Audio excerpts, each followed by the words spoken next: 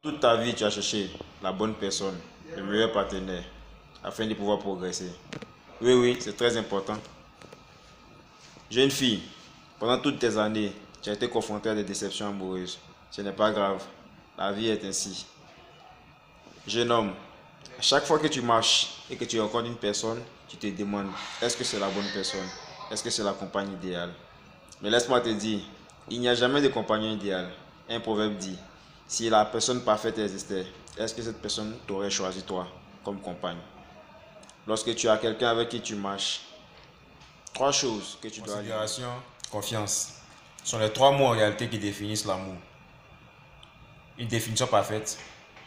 Tu veux te faire aimer, alors aime. Tu veux te faire respecter, alors respecte.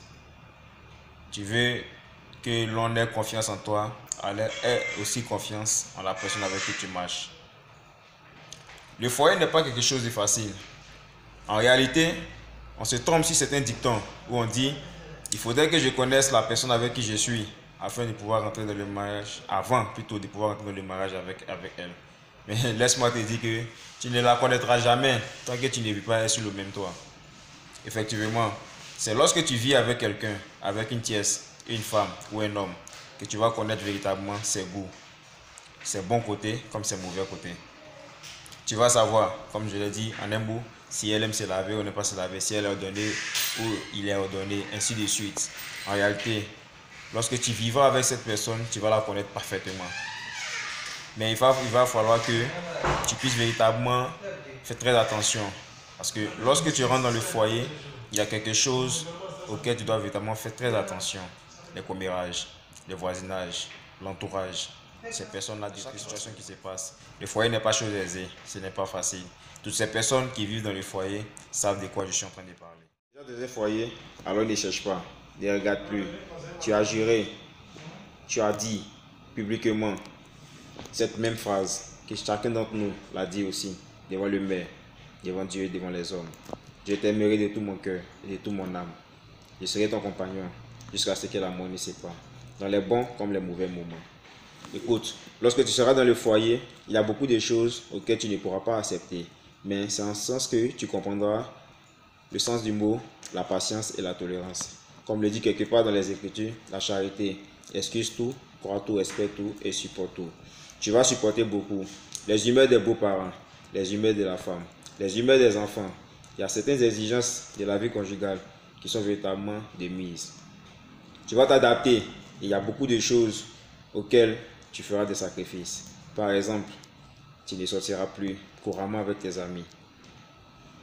Tu devras maintenant te consacrer à la vie en famille, te consacrer à tes enfants, te consacrer à ton objectif familial. Il y a un proverbe qui dit, aucune réussite dans cette vie ne peut combler l'échec en famille. Toute ton attitude, tout ton travail sera concentré à la réussite familiale. Comment est-ce que tu vas éduquer tes enfants? Comment est-ce que tu vas entretenir cette relation d'éducation avec tes enfants? Avec ta femme, il faudrait qu'il y ait la complicité. Il faudrait qu'il y ait toutes ces choses qui rentrent en ligne de compte. Ta femme t'aimera si tu ne lui caches rien. Ton homme t'aimera si tu ne lui caches rien. L'amour sera encore solidifié si elle est basée sur une seule vision. L'homme de ta vie n'est pas celui avec qui tu partages les sorties détentes. L'homme de ta vie n'est pas celui avec qui tu couches. La femme de ta vie n'est pas celle avec qui tu te promènes partout. N'est pas celle avec qui tu te promènes, tu fais des magasins. La femme de ta vie, c'est celle qui partage tes quotidiens. C'est celle qui te connaît.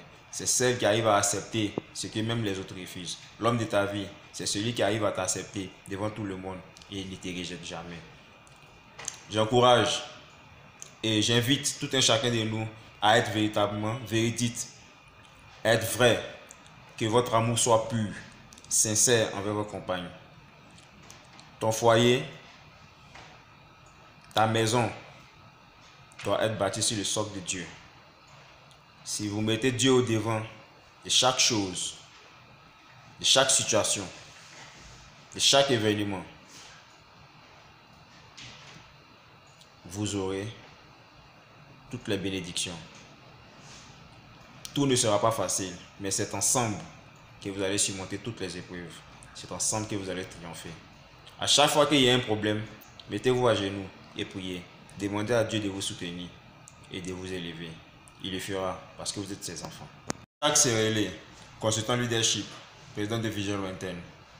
Abonnez-vous à ma page. Contactez-moi. Ensemble, nous allons discuter. Nous allons trouver les voies et moyens pour pouvoir avancer dans cette vie, pour pouvoir réussir notre vie en couple, pour pouvoir réussir à élever nos enfants, pour pouvoir réussir dans nos activités, pour pouvoir devenir des leaders de demain. Restel. Retiens toujours ces 3 mots. Respect, considération, confiance. C'est en ce sens que tu comprendras l'amour véritable. Et ensemble, mari et femme, main dans la main, avec une même vision, vous allez récolter la palme d'or. Merci et on se dit à bientôt.